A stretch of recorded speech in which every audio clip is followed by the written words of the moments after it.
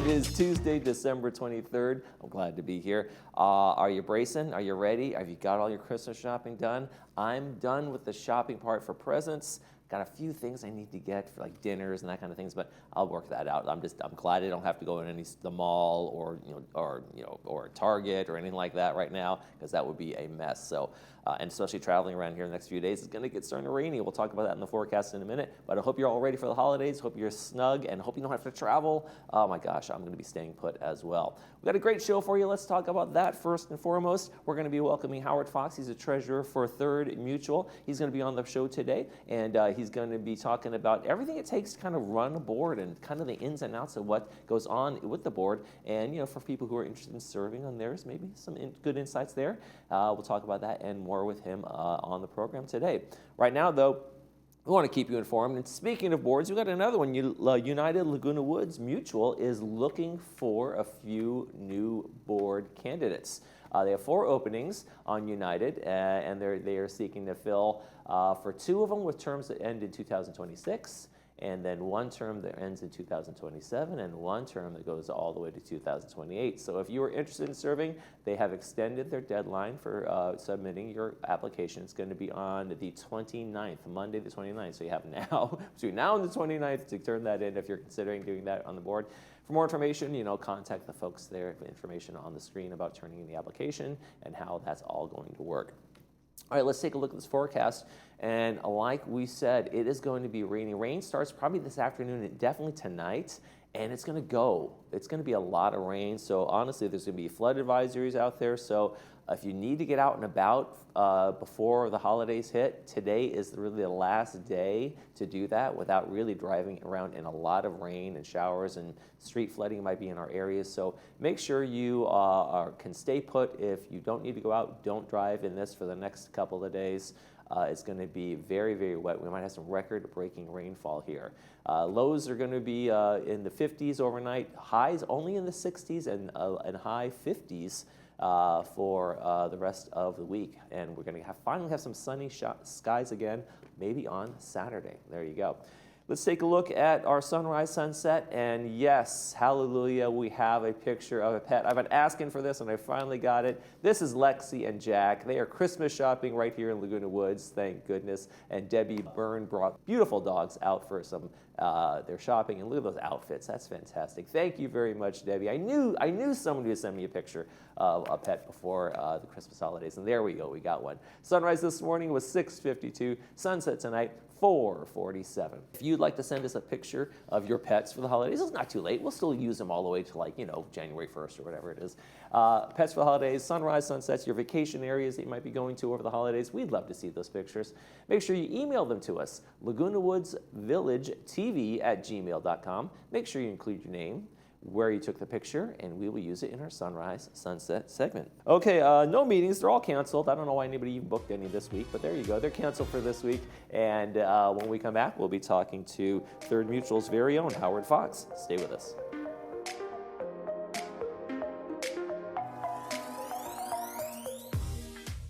Hi, I'm Jay Miner with Assisted Living Locators of South Orange County. If you're starting to worry about your safety at home or about a loved one who may be struggling, you don't have to take the next steps alone.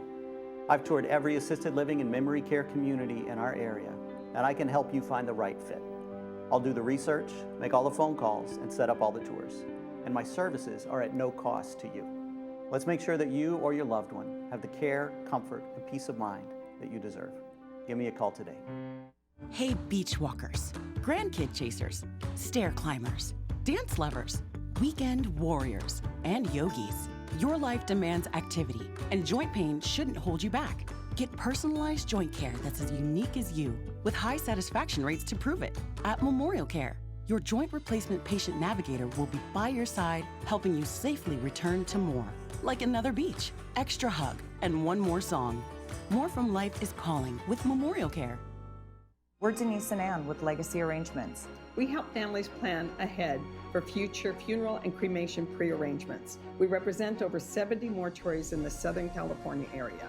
We know these conversations aren't always easy, but we understand how truly important they really are. We are dedicated to making an uncomfortable conversation as comfortable for you as possible. By planning today, you're going to lock in today's cost and you're going to let your family know your future wishes. It's truly a gift you give your loved ones.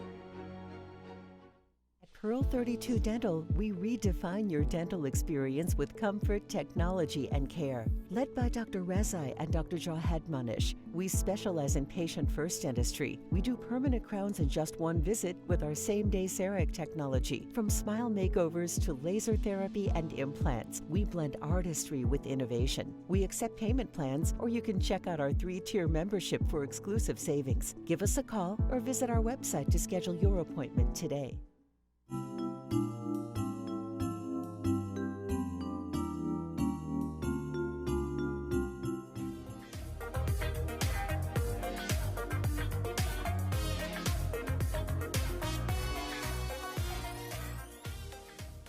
want to welcome to our program Howard Fox. He's the treasurer for Third Laguna Hills Mutual. Thank you for joining us today. Thanks for inviting me. And we're going to have kind of a year-end kind of a summary talk about what you guys actually do, like the ins and outs of what the mutuals do, and then we'll talk about some other things too. We'll dive down to some other fun stuff. But thanks for joining us today. So let's define, I guess, our first thing we want to talk about is kind of basically defining what Third Mutual really is. Is it an HOA? Is it more than that? We like to think it's more than that, but Third Mutual is an HOA with 6,102 homes, Right. making it one of the largest HOAs, probably in the country. It's massive, right? Yeah. It's like running a city more than it is a homeowners association. It That's is, why I say it's I like more than that. believe, 90 or so percent of Laguna Woods City. So it is pretty substantial. Yeah, so that's where we are. And on that scale, when you guys are doing when you're doing as your treasurer, I mean, are you out there looking for better prices? Are you doing what do you do in terms of treasurer in terms of running an HOA of this size? Okay, so the way it kind of works is that the board, obviously we're all volunteers. And then there is the organization VMS, Village Management Services. Right. They do all the heavy lifting. Right. They execute what you guys have said. This is what we deem to be Exactly important. right. Maintenance and gardening and all of those. Correct. Kind of We have all the different committees, and we set policy for all these different things. And they carry it out to the best of their ability, which I must say they do a very good job. Let's see. When it comes to that, how do you guys determine how you're going to prioritize things? When you came on as a new member to the board, you said to yourself, "Here are the things I think are important." Right? You probably had your own list of to-dos or things you wanted to see on the board. Actually, no. No. Okay. I like the sound of that. I've been on the board 1 year now. Okay, a little over a year ago, Rob Muchnick, who's our president now, he kept chasing after me, and Steve Parsons, another member of the board, they were chasing after me to get involved, and it's like, okay, I finally gave in. Okay. It's like, it was easier than whatever. Surrendered. Yeah, I surrendered, right? And I got involved, and I've only been living here 4.5 years. So I wasn't in on all the ins and outs of what goes on and how the village runs. So the first 2-3 months or so, I really didn't do much other than listen, take it all in, try to figure out what's going on. Okay.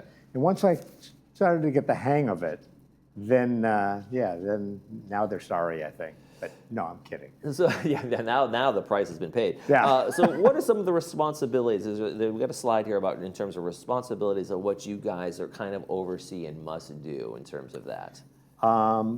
Okay, so we, like I said, we set policy on where we're going to spend our money and what's important, what can be deferred to be paid for next year, the year after.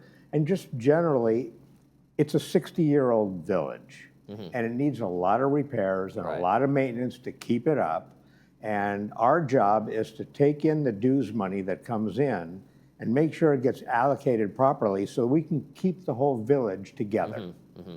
That's the bottom line of what we do. Right.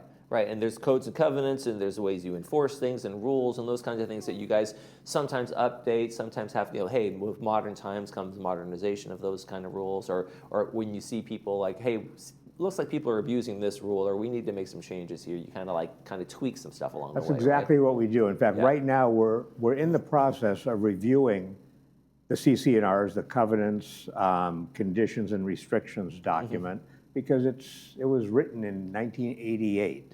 And if you go through and read through that thing, it talks about things that are no longer in existence. I Right. mean, that was what?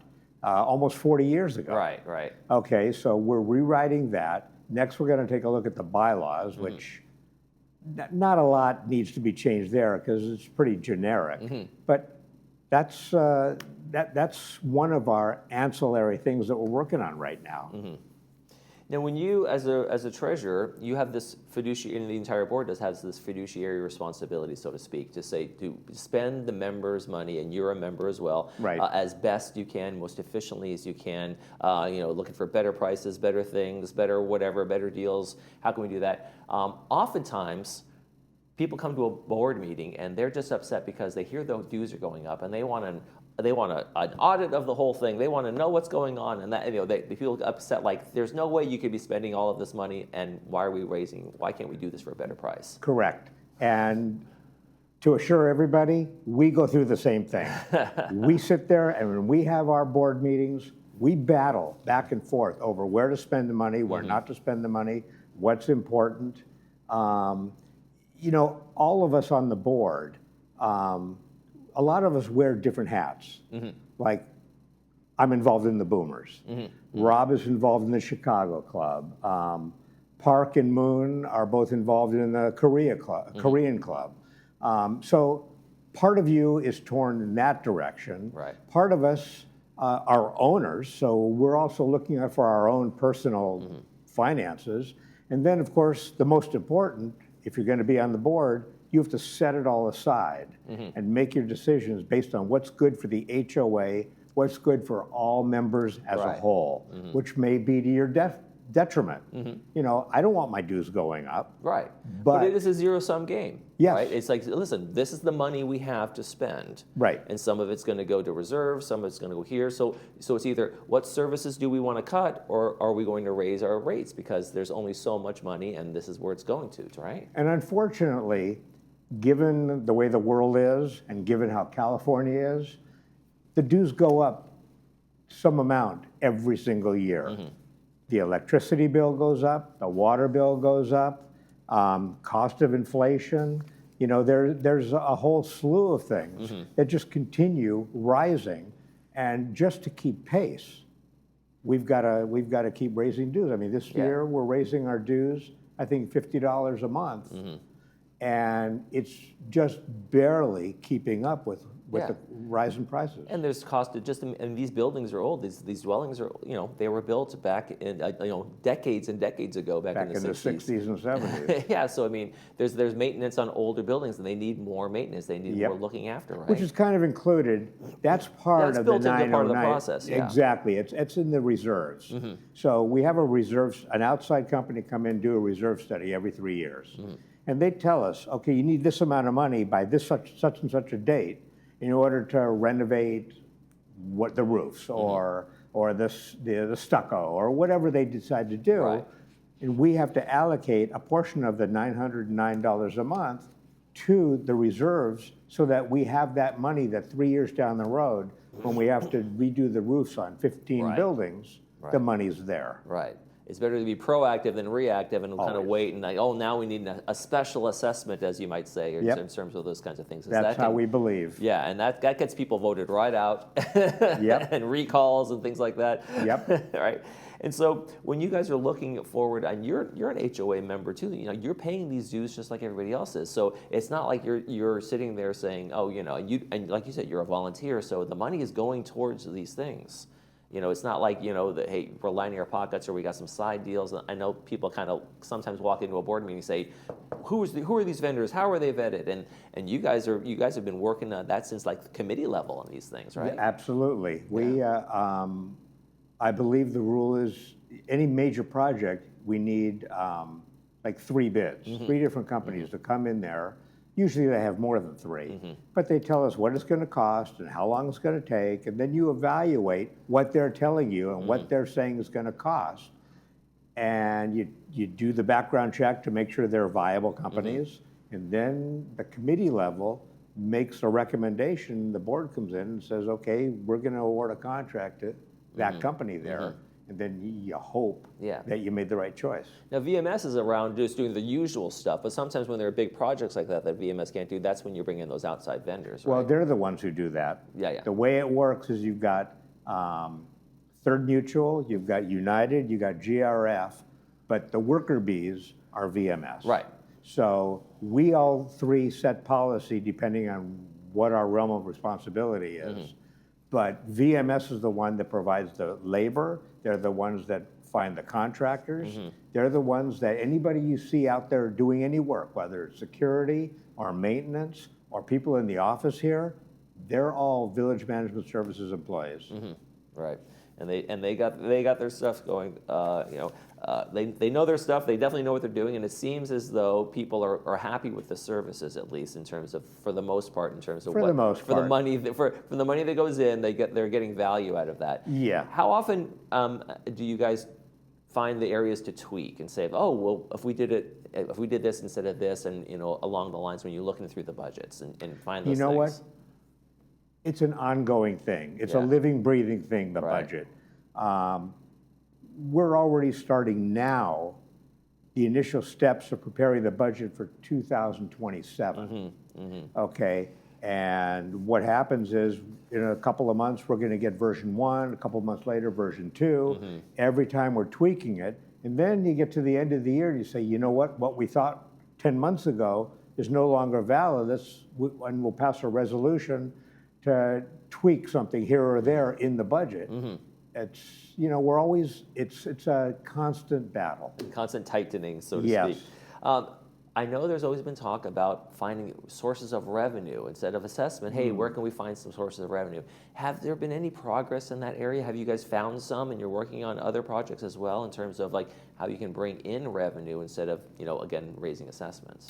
Okay, so now you're sliding into the GRF territory, Golden Rain Foundation. Right. Okay. Third and United, we just collect dues to maintain our properties. Oh, okay. And we don't have fundraisers, You so don't to have the speak. ability to do that. The GRF, and I'm a little bit involved in some committees over there also.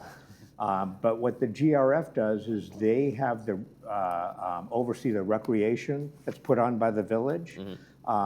They're always looking for ways to try to raise money without killing all the residents here.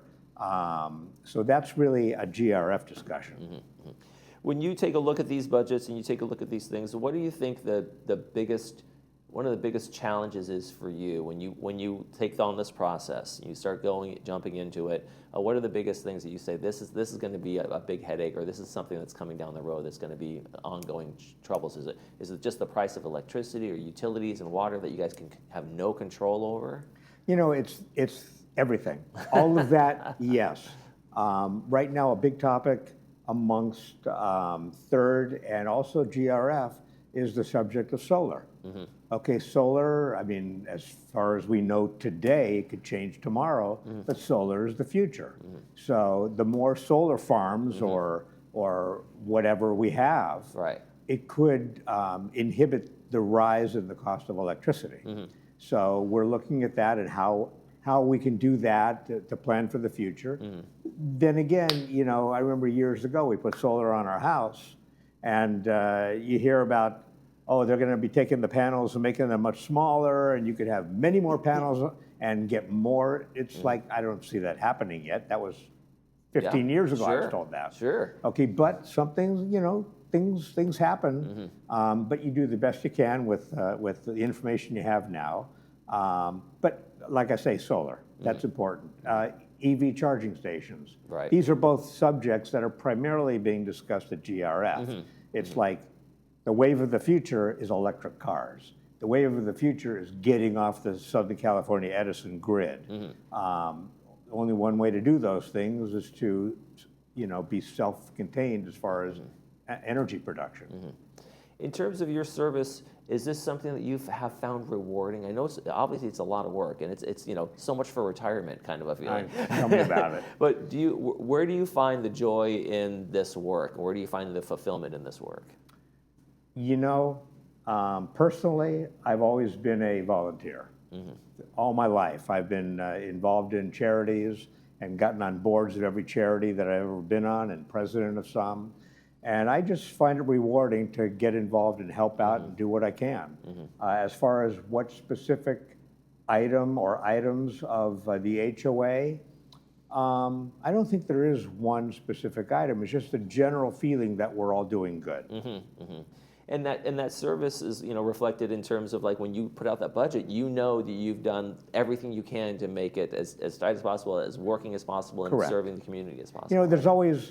There's always more we could spend money on. Right. So it's a judgment call as to, okay, we're going to do this in 2026, push that off to 2028, whatever we're going to do. You know that when we have an excellent board, and in our closed meetings, we battle terribly amongst the 11 of us. But when that meeting is over and we come to a consensus, we come out united. It's like, this is what we decided, this is what we're going forward with. And, it's just nice to be a part of something that happens to be working. Now, boards change. Boards change, But sure. right now, we're good. And in those battles, I mean, everybody's on the same page in terms of what they want. They want the best for what's the community. So Correct. It's like, and there's sometimes you have that different approach, or somebody says, "Well, I think we should do it this way. Should we do it that way?" And does the best argument, kind of prevail? Is that what you guys are kind of doing there, or do you just kind of say, "Okay, well, let's go this way. Let's take a chance on this. Maybe there's a different idea that we haven't tried before." I don't know that I've ever heard anybody say, let's take a chance on this. Okay. But we all make our arguments. And, I might have some ideas, and a couple people on the board may think I'm out in left field. And somebody else may say, no, I never thought of that before. That's a really good idea. We should look into it. But these ideas, no decision is made overnight. If I come up with something great or somebody else comes up with something great, Right. it could be 6 months before it's formulated into an actual project. How important are the town halls that you guys have in terms of just kind of having the more loose ability to have just dialogue with the members in the HOA? I think it's very important. I think it gives, I think each one, the plan is each town hall is going to have a different topic. So we can spend the whole hour and a half talking Right. about one thing so people get their answers. Right. I think it's very important. I think everybody who lives here who has a question should be there asking. I think everybody who lives here, they live here. This is your home. You should be at the board meetings, and you should be as involved and up to date of what's going on. Everybody gets a chance to come, if they come to a board meeting, to come out and talk and say what's on their mind. Absolutely.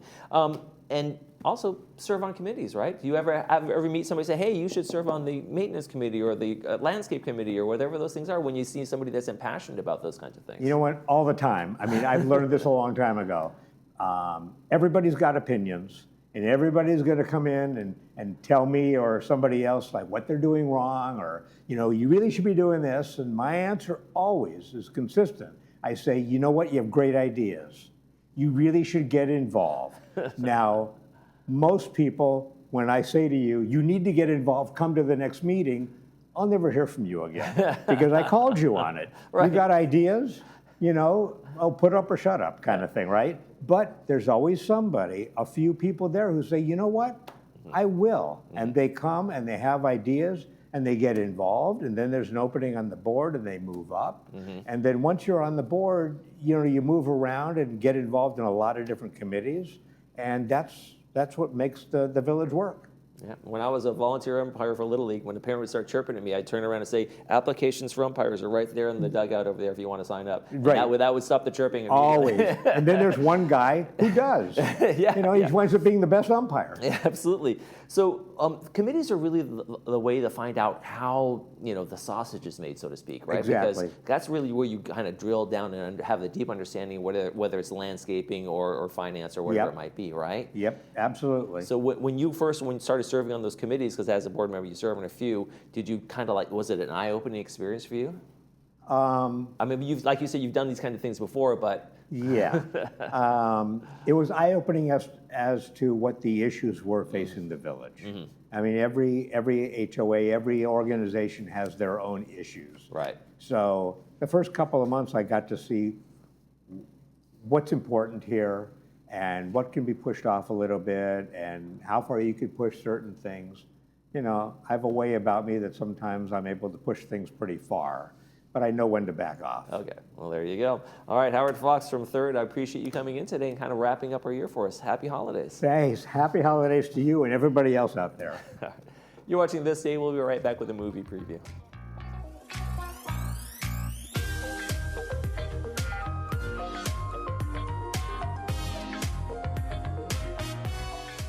Your face tells a story. Is it telling the one that reflects your vitality, youth, and energy? At Orange County Plastic Surgery, Dr. Uris Bunkus and Dr. Deborah Ekstrom bring a combined 80 years of expertise to your cosmetic consultation. We offer a full array of procedures for every need and budget, with financing options available to put your plan within reach. Located in Newport Beach, make an appointment so you can put your face forward with confidence. See how and more at ocps.com. There's been a huge amount of progress in all areas of cancer research generally over the last 20, 30 years. Unbelievable progress. Still not there. Still lots to do. No matter what cancer you have, we're working on it at Hoag.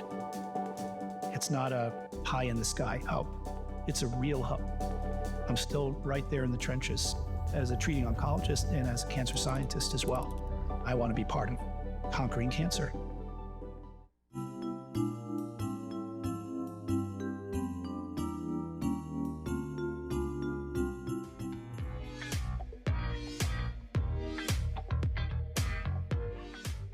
All right, folks, welcome back, and we got some holiday information for you. We're not going to be here on Christmas Day or the day after. We got some great movies for you, though. We got Elf going to be at 8:30 on Christmas Day, and then at 12 o'clock, we got Boys Town, a classic, and then 4 p.m. another classic, A Christmas Carol.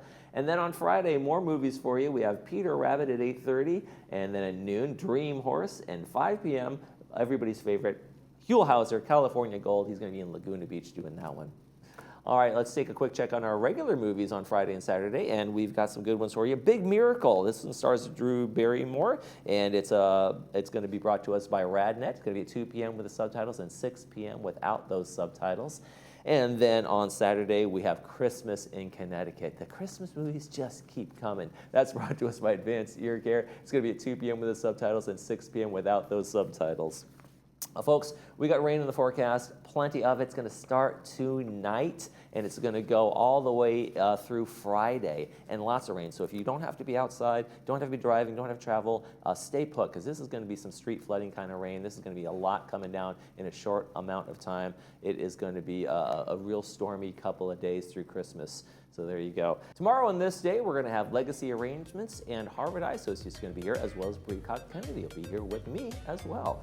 That's going to do it for this edition of This Day. I'm Michael Taylor. For all of us here at Village Television, and we hope you make this day a great one.